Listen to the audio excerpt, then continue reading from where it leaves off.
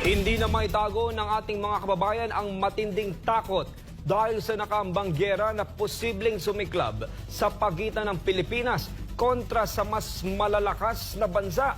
Panawagan nga ng grupo, kung hindi ito kayang solusyonan ng kasalukuyang administrasyon, ay mainam na magbitiw na lang sa pwesto si Pangulong Marcos. Si Almar Forzuelo sa report.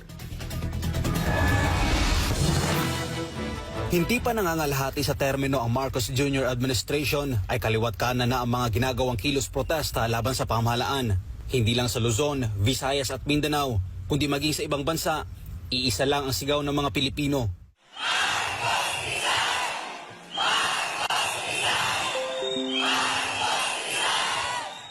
Ilang araw lang matapos ang ginawang National Day of Protest nitong 30 ng Hunyo na dinaluhan ng libo-libong Pilipino sa buong mundo, heto at muling nagtipon ang ilan sa ating mga kababayan para ipanawagan ang pagbaba sa pwesto ni Bongbong Marcos. Daan-daang volunteers ng mamamayan ayaw ng digmaan at Marcos Alis Dyan Movement ang nagkaisa para iparating sa pamahalaan ang kanilang mga hinaing. Tatlo ang branches ng gobyerno natin, executive, legislative, saka judiciary. Anong ginawa ninyo ngayon? Anong ginawa ninyo sa bansang ito? Bakit hindi kayo manindigan para sa taong bayan, lalo na sa banta ng giyera na tayong lahat ay mamamatay? Ayon kay dating Department of Energy, Undersecretary Ben Ranque, kaya nila binuo ang Marcos Alis Dyan Movement ay dahil punong-puno na sila sa pagiging mahina at kawalang resulta sa pamamalakad ng mga nasa kapangyarihan ngayon. Kaya kinasa namin itong Marcos Alis Dyan kasi wala na kaming magawa. Enough is enough. We have had trouble. Enough for the trouble. Marami ng kaguluhan. Mataas na ang kagutuman. Bumalik ang druga. Bumalik ang criminality. Bigas saan? Ang 20 pesos mo. Di ba? Nag-iisip ka ba? Para naman sa dating Philippine diplomat at political analyst na si Adolfo Paglinawan, nanganganib ngayon ang ating bansa dahil sa presensya ng mga Amerikano. Punta tayo mula noong 2003, 2001, 2003. Nagpunta sila sa Iraq, ginera nila Iraq. Nagpunta sila sa Afghanistan, ginera nila Afghanistan. Punta sila sa Syria, sa Libya. At ngayon nasa Ukraine na sila. Nako, mga kabansa, lahat ho ng binanggit ko, wasak-wasak. Wasak-wasak na bansa. At ngayon, may masama akong balita sa inyo. Nandito na sila sa Pilipinas. Tayo na ho ang susunod na wawasakin.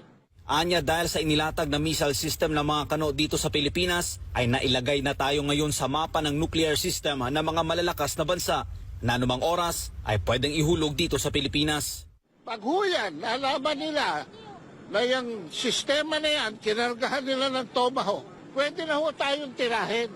Ano nangyari ngayon? Nasa mapa na ho tayo ng nuclear ng China. Nasa mapa na tayo ng nuclear ng Russia. Nasa mapa na tayo ng nuclear ng North Korea. Kaya ito ang rason ng grupo kung bakit sila nagsagawa ng kilos protesta. Ang Amerikano, same time kaibigan natin. Pero ayaw lang namin ng inyong foreign policy na pupunta kayo dito parang koloni pa rin ninyo kami. You have to ask us. You have to ask the people. If ever, payag ba kami? Huwag yung basta-basta na lang ninyo isang tao lang kusapin, bangag pa. Kaya kinasa namin itong Marcos Alis Dyan. Kasi wala na kaming magawa. Enough is enough. We have had trouble. Kaugnay nito may panawagan ng ating mga kapatid ng Muslim at mga kababayang OFW kay Bongbong Marcos. Kaming mga Muslim, siguro naalala niyo po yung tinatawag na Marawi Seeds. Sa aming mga Muslim, ayaw na namin maulit ang nangyari sa Marawi na talaga namang walang humpay ang putukan dyan. So kaming mga Muslim, kaya po kami nandito para po iparating na ayaw na namin maulit ang nangyari nung nakaraan. Mahal na Pangulo, tandaan mo ang sinabi mo noong nangangampanya ka. Ang pangarap mo ay pangarap ng mga Pilipino. Bangag ka ba ng sinabi mo yon? Kasi walang Pilipino na naghahangad ng digmaan. Walang Pilipinong naghahangad ng panganib para sa kanilang pamilya. Ngayon po kay General Browner po, tignan nyo ang kalagayan ng Pilipinas. Hindi po kami handa sa kahit anong gulo. Para sa Diyos sa Pilipinas kung mahal, Almar Forzuelo, SMNI News.